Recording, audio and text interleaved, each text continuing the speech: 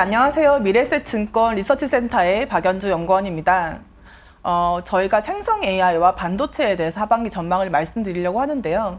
사실 작년부터 저희 애널리스트과 함께 생성 AI 관련해서는 여러 가지 리포트를 작성을 했었는데요. 올해 상반기의 흐름은 저희 예상보다도 훨씬 더 강했던 것 같습니다. 하지만 지금 이 시점에서 이미 주가도 좀 올랐고 하반기를 어떻게 할 것인가 다들 고민이 많으실 시점일 것 같은데요. 그래서 오늘 저희 글로벌 테크 담당 류용호 연구원과 반도체 담당 김영건 연구원과 함께 하반기 저희가 주목해야 될 포인트가 무엇인지 같이 이야기해 보도록 하겠습니다. 안녕하세요. 안녕하세요. 먼저 인사 한번 해주시죠. 네, 안녕하세요. 저는 글로벌 테크를 담당하고 있는 류용호입니다. 네, 안녕하십니까. 반도체 담당하는 김영건입니다. 네, 올해 상반기 엔비디아가 네. 엄청났습니다. 맞아요. 저희가 사실 그 생성 AI 관련된 두 번째 저희가 보고서를 냈을 때도 비싸다는 의견이 대부분이었어요. 그렇죠. 네, 그리고 저희가 뭐 기관 세미나 다닐 때도 이거 너무 비싸다. 이거 어떻게 사냐 그랬는데 네, 거기서도 계속 오르더라고요. 네, 깜짝 놀랐습니다. 네, 그래서 네. 지금 뭐 시총 1조 달러까지도 한번 찍고 이렇게 왔는데 사실 근데 제가 차트를 또 하나 보여드릴 텐데 연초부터 저희가 이제 글로벌 테크 업체들, 주요 업체들의 그 주가 퍼포먼스를 쭉 살펴보게 되면은 압도적으로 이제 엔비디아가 1등을 했었고요. 나머지들도 상위권에 랭크되어 있는 업체들을 보시게 되면은 이제 AI와 관련된 거나 서버와 관련된 업체들이 이제 줄을 이뤘습니다. 그래서 그 중에서 엔비디아를 제외하고 저희가 좀 주목해 볼 만한 업체였었던 거는 슈퍼마이크로라는 회사가 있어요. 어떤 회사인가요? 여기는 이제 서버를 이제 구축해서 판매를 하는 회사인데 델이라든지 HP 같은 비슷한 회사라고 생각하시면 될 것 같아요. 근데 여기가 예전에 한번 좀 이슈가 있어서 네, 한번 상폐됐다는 진짜요? 올라왔는데 네. 그래서 좀 더 유연하게 이 대체를 빨리 하다 보니까 AI 쪽의 서버를 좀 더 빨리 대처를 했습니다. 그래서 이 업체 같은 경우는 실질적으로 실적이 찍히다 보니까 조금 더 좋은 퍼포먼스를 좀 보였다고 생각을 하고 있고요. 그 외에도 많은 업체들이 사실 이제 AI와 관련이 있다라고 이제 막 이야기가 나왔다가 실제 이제 실적이 나오고 보니까 이건 아니네라고 해서 이제 약간씩은 이제 스크리닝 되고 있는 그런 상황이라고 보시면 될 것 같아요. 저희가 다 엔비디아만 보고 있었는데 네. 사실은 엔비디아 이외에도 많이 있었군요. 맞습니다. 최근에는 뭐 마벨도 있었고 굉장히 많은 업체들이 움직이고 있습니다. 좋은 상황인 것 같은데요. 이 또 AI가 오르면서 사실 또 저희 이제 김영건 연구원이 목 놓아 추천했던 하이닉스도 이제 주가가 이제 반등을 시작을 했었는데요. 맞습니다. 사실 또 기억해 보면은 작년에 하이닉스 추천한 애널리스트는 거의 유일하지 않았나 업계에서? 약간 그런 생각도 들어요.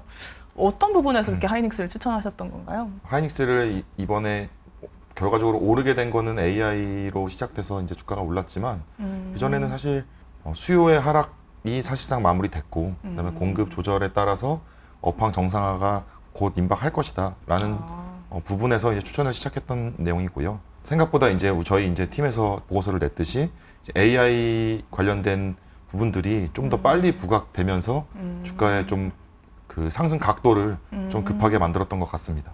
엔비디아의 덕을 좀 봤네요. 네, 그렇습니다. 근데 실제로 얼마나 영향이 있나요? 사실 AI 수요가 늘어나는 부분이? 엔비디아가 이제 GPU를 생산을 하게 되고 이제 GPU에 들어가는 D램을 이제 D램 업체들이 공급을 하게 되는데 거기 들어가는 D램은 그래픽 D램 그 중에서도 이제 HBM이라고 해가지고 다른 D램들보다 가격이 상당히 비쌉니다.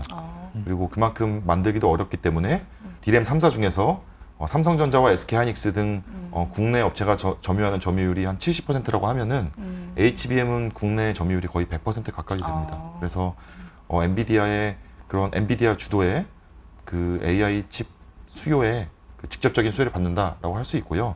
또 좀 이따가 이제 우리 류용호 수석연구원님께서 말씀해 주시겠지만 그 AI 반도체에서 엔비디아만 반도체를 만드는 건 아니고 네, 그 이외의 업체들도 AI 반도체를 만들고 거기에 포함되는 거기에 이제 동반되는 이제 메모리 수요가 나타나고 있기 때문에 메모리 업체들로서는 상당히 좋은 기회를 맞이했다라고 볼 수 있을 것 같고요. 차트를 하나 보여드리면은 총 3개의 차트가 지금 묶여 있는 거예요. 왼쪽에는 2개의 차트가 돼 있는 거고 오른쪽에는 하나의 차트가 돼 있는 건데 왼쪽 차트 중에서 그 중에서도 오른쪽은 무엇이냐면 AI 서버의 수량 성장입니다. 그래서 AI 서버 수량 성장 보시다시피 높은 성장률을 기록하고 있고요. 그에 따라서 왼쪽에 보시는 것이 AI 칩 수요예요. 그러니까 AI 서버가 증가할 것이고 그거에 따른 칩 수요. 이 칩 수요는 또 보충 설명을 저희 이제 수석연구원 해주실 건데 저는 강조하고 싶은 건 그 오른쪽 부분입니다. 그래서 HBM의 성장률이 올해와 내년에 각각 50%에 육박한다라는 부분을 좀 염두에 두고 투자를 하셨으면 좋겠고 다른 영역과 다르게 이 HBM에서는 보시다시피 네. 삼성전자와 SK하이닉스의 점유율이 압도적이다라고 보실 수 있을 것 같습니다. 다른 디램 업체도 만들기 힘든 거예요? 네, 그렇습니다. 이게 이제 초기 투자가 중요한 부분이고 이 HBM이라는 분야는 상당히 많은 부분을 버려야 되는 부분입니다. 그러니까 수율이 워낙 안 나오는 부분이고 구체적으로는 뭐 디램을 12개를 쌓아가지고 하나의 칩처럼 만들어야 되는데 그렇다 보니까 수율이 안 좋아서 일부 업체들은 애초에 진출을 포기했었어요. 네, 그래서 근데 SK 하이닉스 등은 이제 안 나오는 수율을 그나마 이제 가격 전가력을 높여서 비싸게 팔자라는 전략 방향성을 취했던 거고 다행히 이제 업황이 빠르게 그쪽 수요가 늘어나면서 분위기가 좋게 형성됐던 걸로 보여집니다. 50% 성장이면은 사실 웬만한 IT 제품의 수요 성장보다 훨씬 더 높은데 네. 이게 결국은 GPU 수요랑 같이 간다 이렇게 보면 되는 건가요? 그렇습니다. 네. 그럼 GPU 수요에 대해서 어떻게 보시나요? 일단은 이번에 엔비디아가 이제 실적 발표를 한 거를 좀 참고하시면 될 것 같은데 게임은 여전히 좋지는 않습니다. 네, 뭐 예전 같으면 저희가 GPU 수요를 알려주세요라고 할 때 제가 보통 제일 먼저 꺼내는 이야기가 데이터 센터 이야기는 안 하고 사실 게임만 이야기를 했었어요. 근데 이제 게임은 비중이 너무 작아졌고요. 데이터 센터가 이제 다음 분기부터 엄청나게 성장을 하는데 저희가 다음 분기 중 가이던스를 대략적으로 이제 모델링을 해보면은 데이터 센터 단일로만 한 80억 달러 정도가 나와요. 근데 엔비디아 그 분기 매출, 최대 매출, 전사 최대 매출이 85억 달러 정도 되거든요. 그러니까 데이터 센터 하나로만 이제 거의 정말요? 네, 근접하게 나오고 그리고 이제 3, 4분기로는 더 빠르게 올라가는 추세이기 때문에 뭐 실적은 크게 부담이 안 될 것 같습니다. 뭐 그리고 이런 전년 대비 기준으로 봤을 때는 적어도 이제 1분기까지는 크게 이상은 없을 걸로 좀 보고 있고요. 근데 이거에 또 다른 근거는 최근에 뭐 오픈AI 공동 창업자인 샘 알트만 있잖아요. 네, 오늘 지금 와서 한 거죠. 제가 네. 거의 당첨했는데 못 갔는데 안타깝네요. 거기서 이제 그분이 최근에 인터뷰를 했다 사라진 게 있었는데 최근에 챗GPT가 좀 이제 느려지고 뭐 지금 현재 뭐 오픈AI 갖고 있는 가장 큰 문제점이 뭐냐라고 했을 때 GPU의 공급 부족입니다. GPU만 있으면 더 잘할 수 있는데. 그렇죠. 그래서 지금 여전히 공급이 부족한 거고 그 공급 부족 해소를 누가 해주냐면은 결국 지금 만들어준 TSMC가 다 해주고 있는 거거든요. 네. 어쨌든 뭐 증설을 뒤에 그 어드밴스 패키징 쪽에서 증설 결정했기 때문에 뭐 추가적으로 이제 물량은 늘어날 걸로 좀 보고 있습니다. 근데 여기서 중요한 게 뭐냐면은 지금은 사실 이제 큰 업체들, 굵직굵직한 큰 업체들이 이 AI라는 큰 모델을 만들고 어떤 서비스를 구축할지에 대해서 이제 밑바닥 작업을 하는 구간이잖아요. 그렇죠. 네, 네. 근데 여기서 정말로 저희가 흔히 말하는 그 AI가 우리 일상에서 와서 정말 커지는 산업이 되려면은 이게 뭔가 확산될 수 있는 그 서비스가 늘어야 된다라고 생각을 하고 있는 거거든요. 그렇죠. 네. 네. 그래서 이제 지금부터는 이제는 학습보다는 사실 이제 저희가 이 서비스의 중심이 되는 추론 반도체 쪽에서 집중을 해야 된다라고 저는 생각을 하고 있어요. 그럼 추론 반도체 이야기를 또 조금 네. 이따 해보고 일단은 이 AI의 수요 성장이 한 50%, GPU 수요 성장 50%는 보시기에 가능할 것 같다. 저는 가능합니다. 네. 네.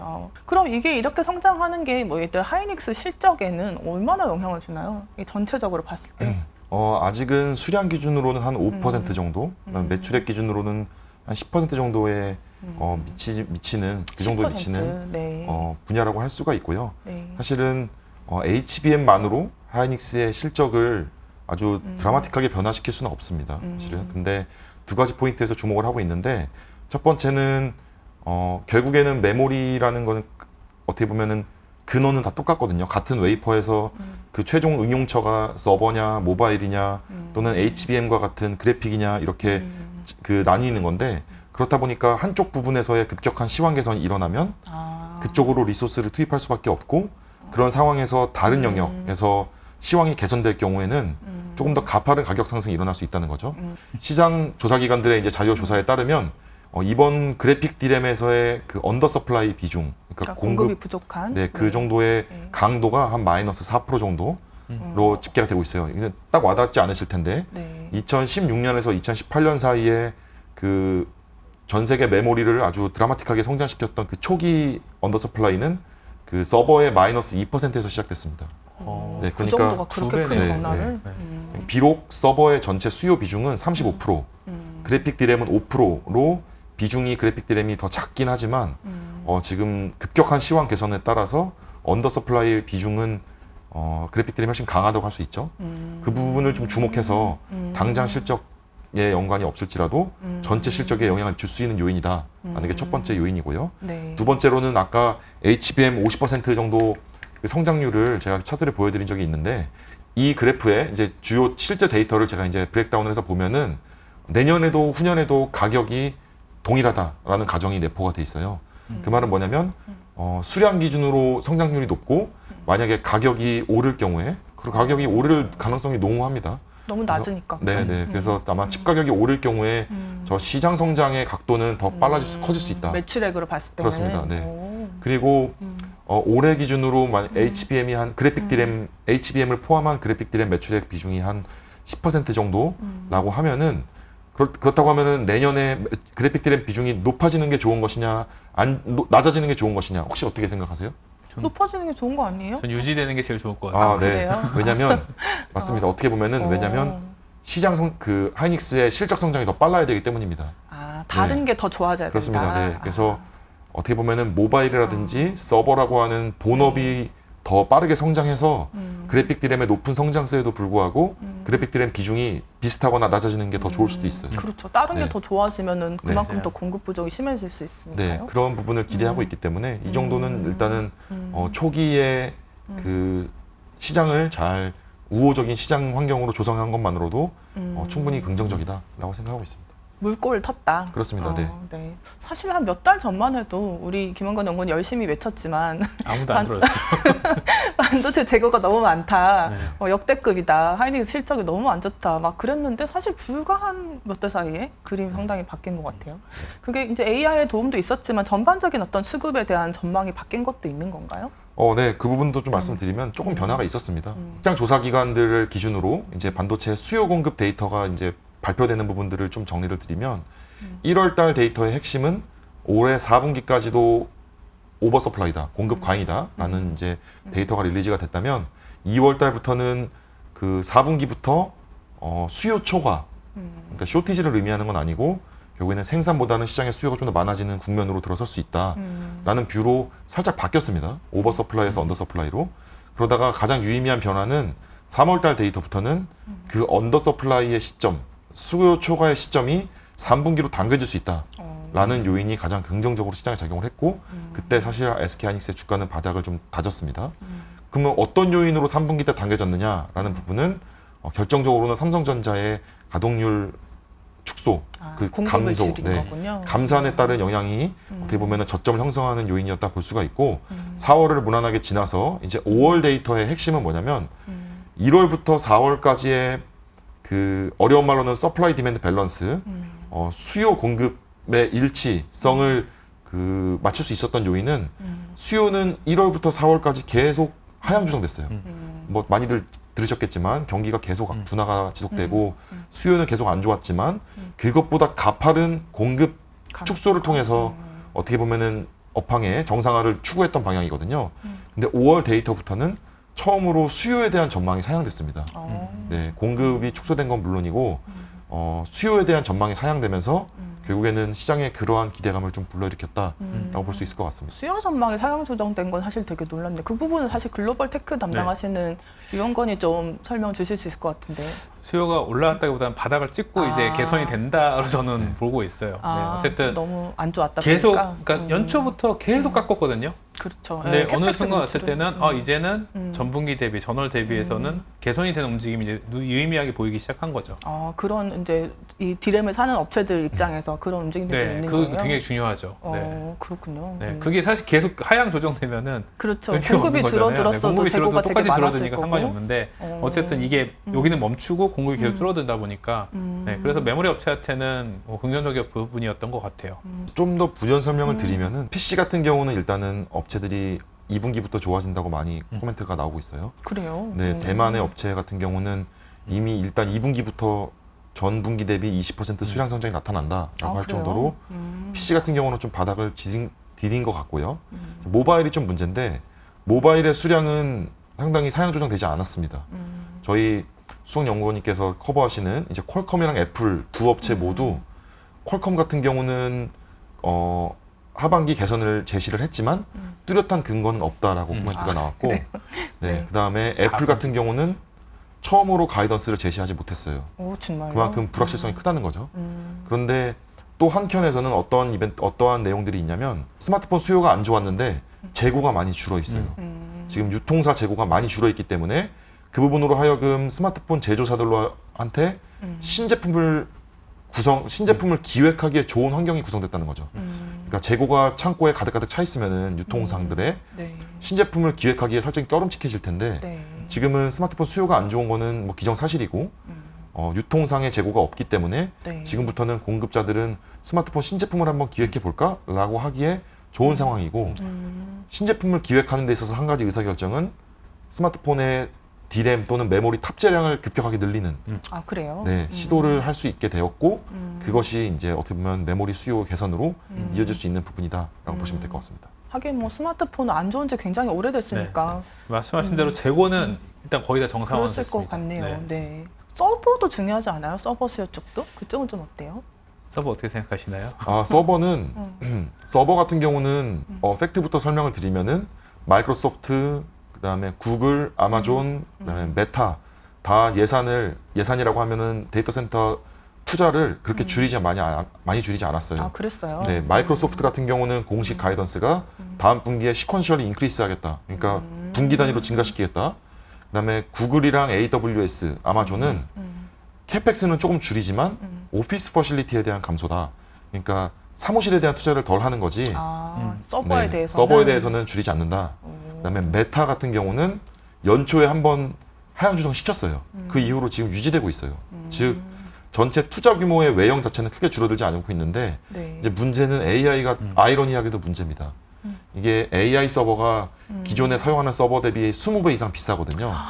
그래서 그, 엔비디아가 네. 돈을 많이 버는군요. 그렇습니다. 뭐 구체적으로는 뭐 1,000만 원대 GPU에서 네. 이제 A백 같은 경우는 1,000만 원대의 GPU인데 네. H백 같은 경우는 8,000만 원대의 GPU이기 때문에 와, 네. 이제 엔비디아가 좋은 거죠. 근데 네. 한편으로는 전체 예산은 한정되어 있는데 AI 서버의 금액이 급격하게 올라가면서 전체 서버 수량은 조금 하향 조정되는 그런 영향이 있어요. 네. 아, 돈은 한정돼 있는데 네, 네. 비싼 걸 사야 되다 보니까 네, 네. 이제 나머지를 좀 못 사는군요. 근데 그래도 서버도 사실 그렇게 나쁜 상황은 아닌 게 상반기 때 이미 뭐 신제품 같은 경우 지금 약간 테스트 기간도 있고 하기 때문에 상반기까지는 원래 안 좋을 거로 예상을 했었어요. 근데 어쨌든 하반기에 대해서는 그렇게 나쁜 톤은 아닙니다. 그러니까 예를 들어서 AMD 같은 경우는 지금 상반기 저희가 숫자들을 다 계산을 해보면은 전년 대비해서 거의 역성장급이 나오는데 연간 가이던스는 2자릿수 성장을 줬거든요. 아, 그럼 하반기는 네, 좋아지는 다른 말로 거네요? 상반기 대비해서 하반기 최소 50% 이상 성장을 해야 됩니다. 이 숫자가 나오기 위해서는. 그러니까 이미 상반기가 많이 축소를 했던 네, 거고 그래서 하반기는 이제 오히려 좀 하반기에 좋아지는 대한 기대가 좀 많이 있는 상황이고 이제 저희는 이제 이게 정말 잘 들어갈지 안 들어갈지 이게 또 다른 뭐 메모리 업체도 그렇고 저희 쪽도 그렇고 굉장히 네. 트리거가 될 것 같아요. 근데 경기는 안 좋다고는 하는데 사실 생각해 보면은 조금은 어떻게 보면 투자에 대한 의지는 조금 회복이 되고 있는 그런 느낌인가 봐요. AI는 어쩔 수 없이 투자를 하는 것 같아요. 제가 봤을 때는. 약간 그런 면이 네. 있는 것 같아요. 저희 같이 좀 AI 공부를 네. 했었지만은 AI는 도입을 했을 때 생산성 개선 효과가 굉장히 클 걸로 예상이 네. 되다 보니까 이제 업체들이 일단은 투자를 하는 맞습니다. 게 되게 중요한 상황인 것 같아요. 그러다 보니까 이 투자 규모나 이 수요 성장세가 굉장히 세게 나오는 것 같고. 네. 근데 그게 약간 서버 시장에는 플러스도 있고 마이너스도 있는 거네요. 비싼 것은 좋아지는데 나머지는 좀 빠지는 그런 네, 것도 있는 뭐 거네요. 지금은 경기가 확장하는 국면은 아니기 때문에 그런 부분 영향을 미칠 거라고 생각합니다. 내년을 놓고 봤을 때는 또 이제 사실 저희가 삼성전자도 그렇고 엔비디아도 하이닉스도 주가들이 다 좀 올라와 있는 상황이고 투자자분들이 이제 고민이 많으실 거란 말이죠. 여기서 이제 더 가기 위해서 무엇이 필요한가? 어떤 부분들을 봐야지 우리가 좀 더 확신을 가지고 이 회사들을 주식들을 가져갈 수 있느냐 이런 부분들이 되게 생각이 많을 것 같은 타이밍이거든요. 네. 엔비디아는 특히나 지금 굉장히 고민들이 많으실 것 같아요. 네. 어떤 게 좀 중요할까요? 저희가 사실 하반기에 어떻게 봤을 보면은 저희가 AI 특히 반도체 영역에서는 AI 쪽에서 엔비디아가 거의 1년 동안 퍼포먼스만 보더라도 거의 혼자 다 끌고 오는 상황이거든요. 그렇죠. 실질적으로는요. 네. 여기서 사실 저희가 지금까지 혼자 끌고 왔지만 저는 되게 이제 딱 그 변화의 딱 시점인 것 같아요. 여기서 만약에 아까 제가 조금 전에 말씀드렸던 그 추론 시장이 네, 그 얘기를 해봐야 열린다라고 되겠네요. 하면은 네. 여기서부터는 더 큰 시장이 열린다고 저는 어. 생각을 하고 있습니다. 그러니까 추론 반도체를 조금 설명해 주시겠어요? 네. 그러니까 지금 현재 대부분은 저희가 이제 모델을 막 만들고 있잖아요. 여기는 대부분 이제 학습용입니다.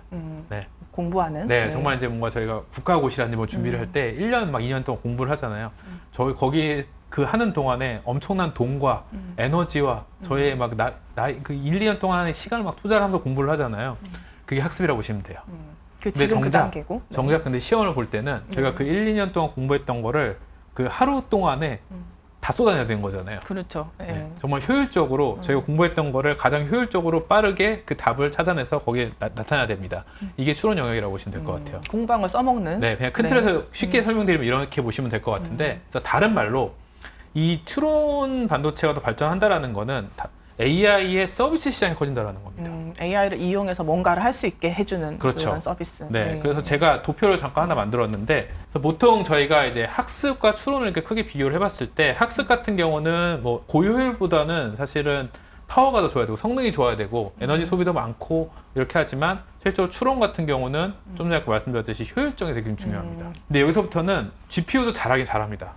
최근에 나온 뭐 엔비디아 그래스호퍼부터 시작해서 여러 추론 반도체도 있지만 잘해요. 근데 이 추론 영역은 정말 다양한 서비스가 나올 영역이기 때문에, 그리고 일부 언어 모델이나 이런 것 같은 경우는 오히려 CPU가 유리한 환경도 조성이 되어 있거든요.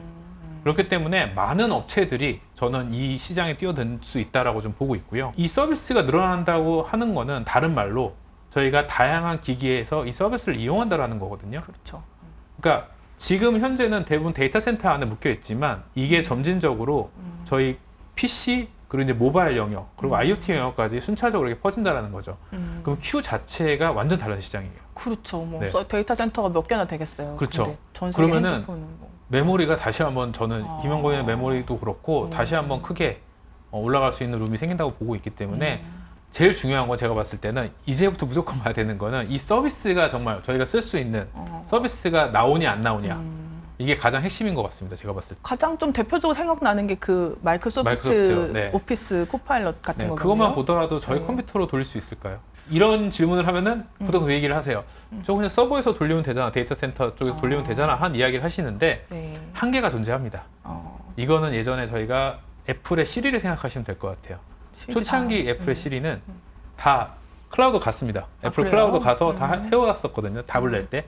저희가 시리하고 하면은 클라우드 가서 돌아왔는데 어느 순간부터 내부에서 그 아이폰 내부에서 처리하는 걸로 대부분은 바뀌었어요.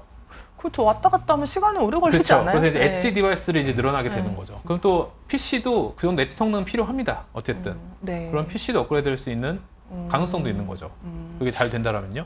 그러니까 그 서비스를 네. 이제 다 데이터 센터에서 처리할 수는 없는 거니까 맞습니다. 결국은 엣지에 뭐 저희 핸드폰이나 PC에서 처리를 그렇죠. 해야 된다는 거네요. 그럼 PC도 네. 업그레이드를 할 가능성도 충분히 존재해요. 특히 기업들 같은 경우는요.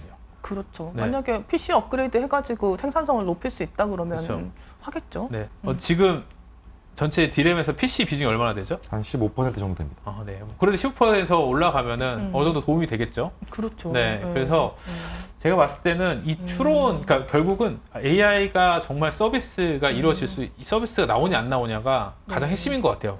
쓸만한 서비스 네. 나오냐. 그럼 이거는 제가 엔비디아 혼자 가는 시장이 아니라 그때부터는 이제 모두가 가는 시장으로 바뀔 가능성이 크다라고 보고 있습니다. 근데 뭐 오피스 코파일럿 시연하는 거 보니까 뭐 네. PPT도 막 금방 만들어지고 막 네, 저희 자리가 위험해지긴 하지만 네. 그래서 도입을 하려고 너도 나도 도입을 하려고 하긴 할 것 같아요. 상품만 네. 나오면.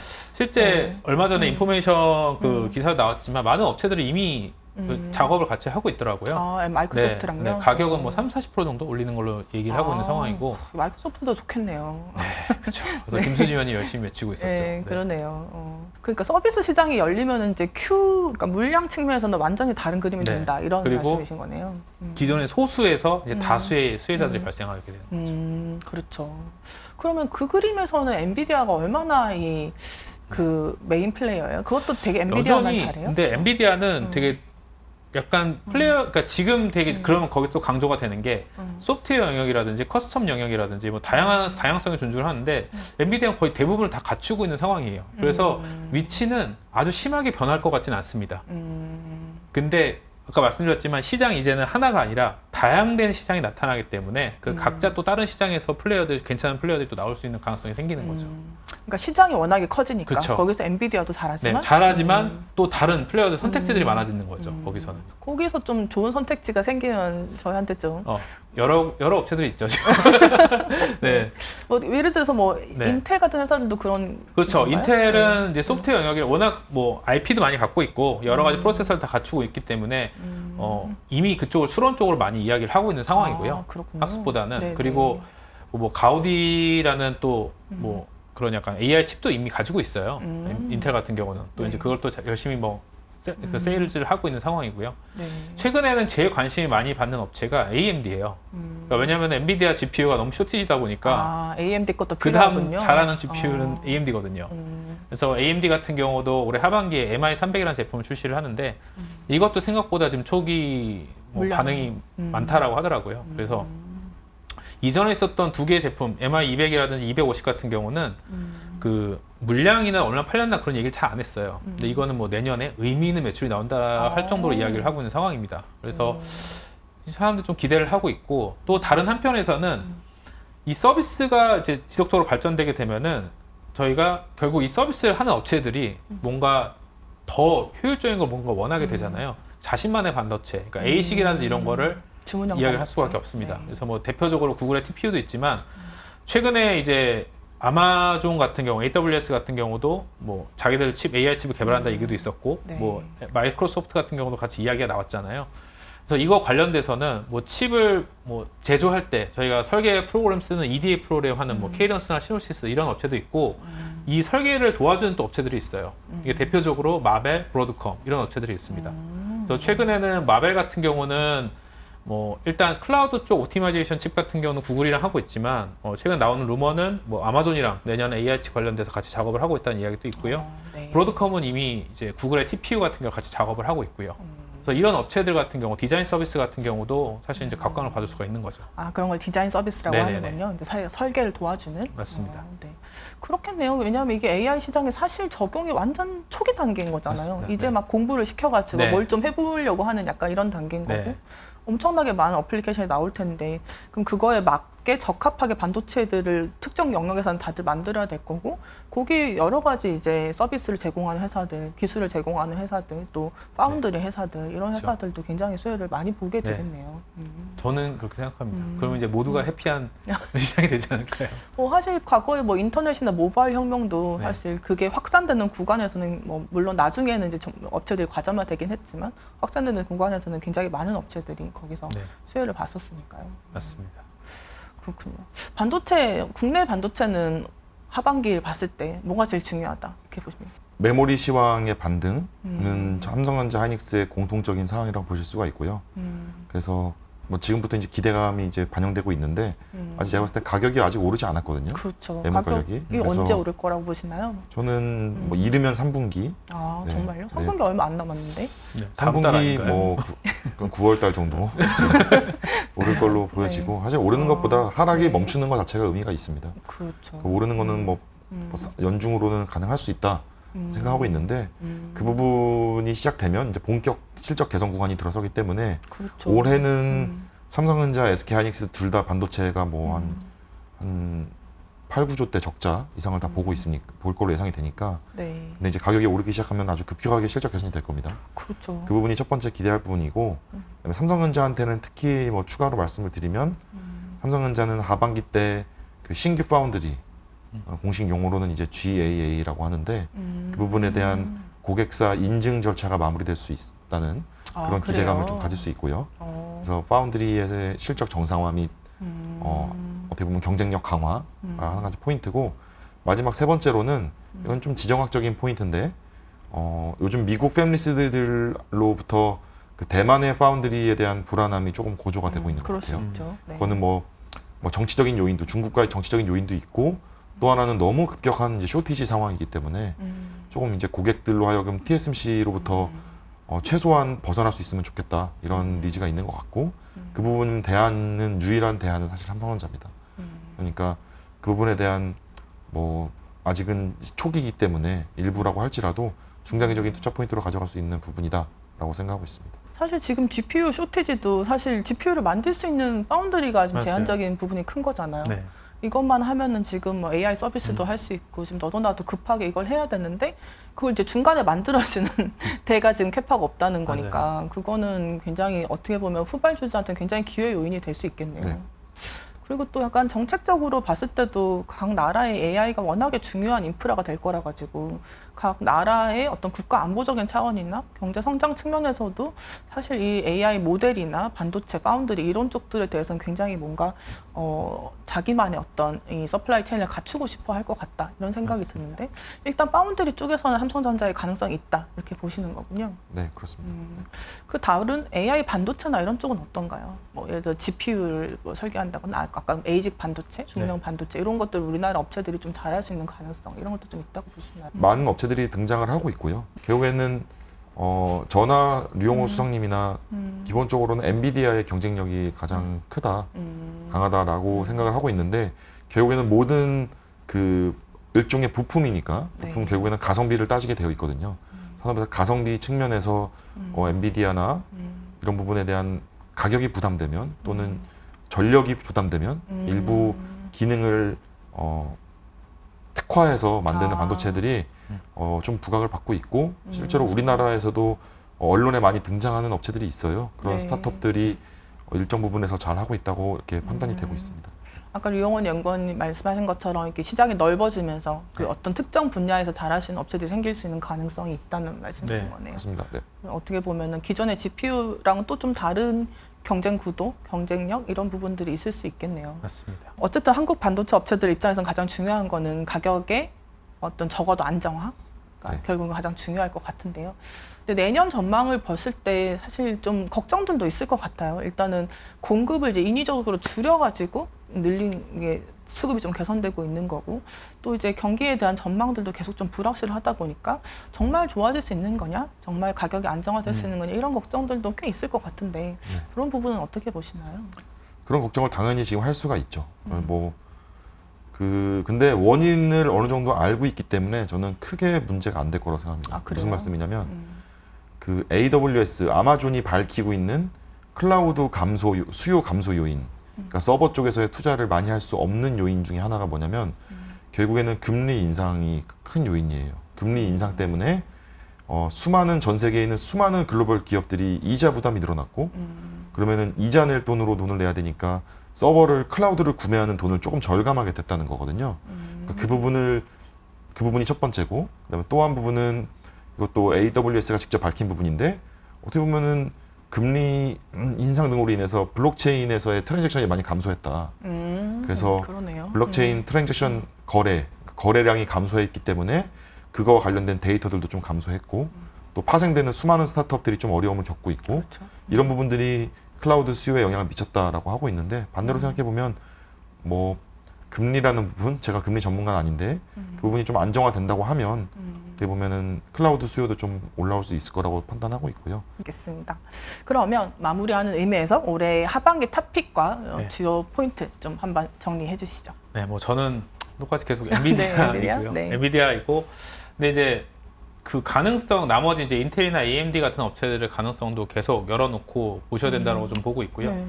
개인적으로는 뭐 가격적인 측면에서 인텔이 매력적이긴 한데 저희가 뭐 점유율 확대 스토리라든지 뭐 엔비디아 다음으로 GPU 잘하는 업체로서 AMD가 조금 더 그런 부분에서는 좀 더 매력적인 것 같아요. 네, 지금 현재 가격에서는 인텔이지만 스토리상으로는 AMD가 좀 더 매력적이다 말씀드릴 수가 있고 그리고 이제 계속 관심을 가지셔야 되는 거는 아까 말씀드렸던 뭐 마벨이나 브로드컴 이런 업체들도 관심을 가지시면 좋을 것 같아요. 제가 봤을 때. 어쨌든 시장이 이렇게 고속 성장하는 네. 초유 국면이기 때문에 많은 업체들이 있을 것이고 그렇죠. 엔비디아도 중장기적으로 추론 시장이 이제 열리기 시작하면 또 네. 다른 이제 성장 스토리가 나올 수 있다. 맞습니다. 이런 이제 말씀이시고. 네. 금융광고는 네, 저는 이제 전망 자료 기준으로 일단은 SK 하이닉스가 탑픽이고요. 현지 시점에서는 SK 하이닉스 탑픽이고 3분기 이후부터는 삼성전자에 관심을 갖자라는 포인트를 말씀을 드리는데 일단 하이닉스가 탑픽인 이유는 첫 번째 계속 우리가 설명드렸던 이제 그래픽 디램에서의 상대적 우위, 시장 점유율 48% 정도를 하고 있고 그래픽 디램에서의 시황이 급격하게 개선되고 있으니 이 시황 개선은 하이닉스한테 가장 유리한 국면이다라는 게 첫 번째 포인트고요. 네. 두 번째 포인트는 2분기의 출하량, 판매량이 예상한 것보다 많이 나올 것 같습니다. 아, 그래요? 근데 시장에서 생각했던 것보다 많이 나올 것 같은데 그렇게 물량을 많이 밀어내게 되면 지금 수요 상황에서는 가격이 많이 빠져야 되거든요.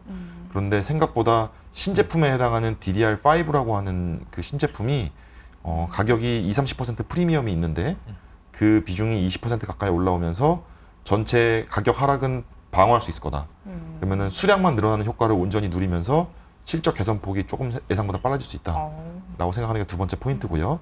세 번째로는 외신에서 주로 보도가 되고 있는 미국 낸드 업체인 웨스턴 디지털과 일본 낸드 업체인 키옥시아의 합병 논의가 계속 진행이 되고 있는데 그 부분에 대한 반사 수혜가 기대된다는 겁니다.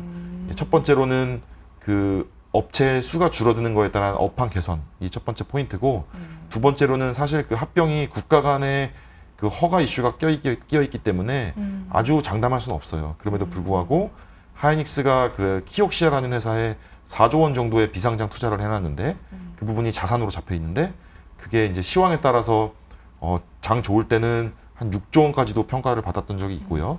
이제 최근에는 한 6천억 원 정도 평가 절하를 받았는데 그렇게 된 이유는 키옥시아의 업황 둔화가 영향을 미쳤다고 볼 수 있죠. 반대로 얘기하면 그러니까 웨스턴 디지털과 키옥시아 합병이 잘 진행이 되면 키옥시아 가치가 올라갈 것이고 그것은 SK 하이닉스의 자산 전문 용어로는 BPS 상향 요인이다라고 생각하기 때문에 네. 하이닉스는 세 가지 포인트로 좋게 보고 있습니다. 네.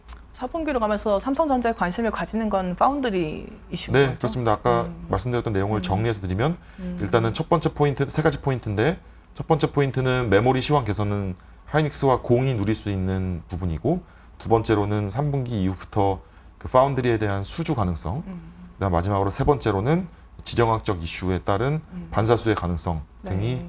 이제 삼성전자를 3분기 이후부터 좀 추천드리는 이슈라고 말씀드릴 수 있을 것 같습니다. 삼성전자가 파운드리에서 의미 있게 포지션을 만들 수 있다면 그건 한국 경제 측면에서도 굉장히 중요한 모멘텀일 것 같아요. 네, 잘 되기를 네. 바라겠습니다. 네, 오늘 좀 장시간 동안 저희 이제 생성 AI부터 시작을 해서 반도체 업황까지 좀 말씀을 드렸는데요. 하반기 투자하시는데 좀 도움이 되셨으면 좋겠습니다. 저희는 또 이제 새로운 내용들 계속 업데이트 되는 대로 유튜브 통해서 말씀을 드리도록 하겠습니다. 오늘 시청해 주셔서 감사합니다.